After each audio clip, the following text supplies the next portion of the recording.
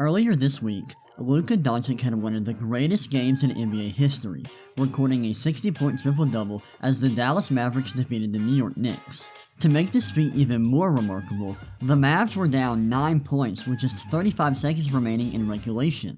However, they were able to come back and secure the victory in overtime. With this performance, Luka is making one thing very clear. Not only is he a strong MVP candidate this season, he's a legend in the making. Let's go through the numbers and see why Luka Doncic has such a strong MVP case this year, and discuss what his early career success means for his legacy. Let's start off by talking about his MVP case.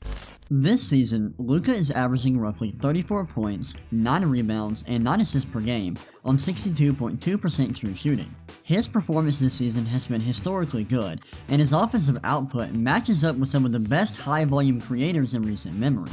This season, Luka Doncic is on pace to be one of just 3 players in NBA history to average 30 points per 75 possessions, have an assist rate of 45%, and have a true shooting percentage of 60% for one single season.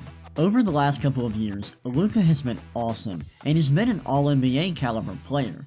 However, he has elevated this game to another level this year. Right now, he's scoring at a higher rate with better efficiency, which is really hard to comprehend because he's such a ball-dominant offensive player.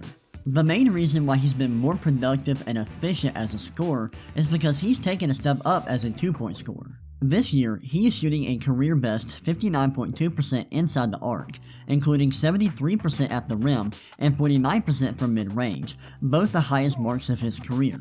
The fact that he's become such an effective two-point scorer means that he really doesn't have that many flaws as a scorer. A couple years ago, he wasn't the best three-point shooter, and that was one of his biggest flaws, but that isn't really a problem anymore. And now I think it's pretty clear that he's one of the best scorers in the NBA. Outside of his scoring, Luka is still a very productive passer, sporting an assist rate of 48.5% with a turnover rate of just 11.6%. An assist rate of 48.5% is ridiculous and leads the NBA. Luka also ranks very high in key playmaking metrics such as passer rating and box creation. Passer rating is an estimate of a player's passing ability on a scale of 1 to 10, while box creation is an estimate of how many shots a player creates for his teammates per 100 possessions. Looking at these stats, it's pretty clear that Luka is one of the best scorers and passers in the entire league, and this, in my opinion, makes him arguably the best offensive player in the world. Another reason why I view Luka as one of the best offensive players in the game is because of his impact on the Mavericks offense. This season, the Mavericks score around 121 points per 100 possessions with Luka on the floor. However, when he steps off the court, the Mavs offense falls apart, scoring roughly 106 points per 100, which would be by far the worst offensive rating in the NBA this year.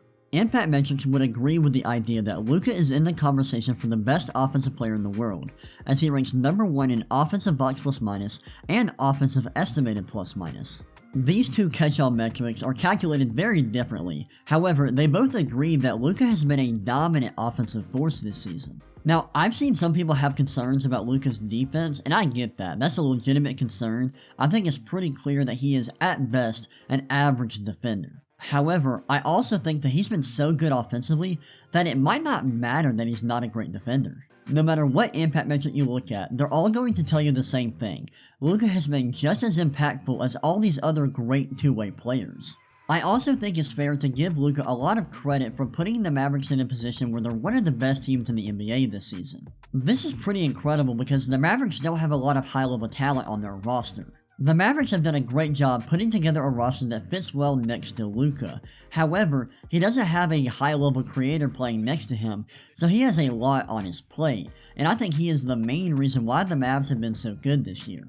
Because of all of this, because of Luka's insane offensive output and his incredible impact metrics, I think if I had a vote, I would vote Luka Doncic as the MVP this year.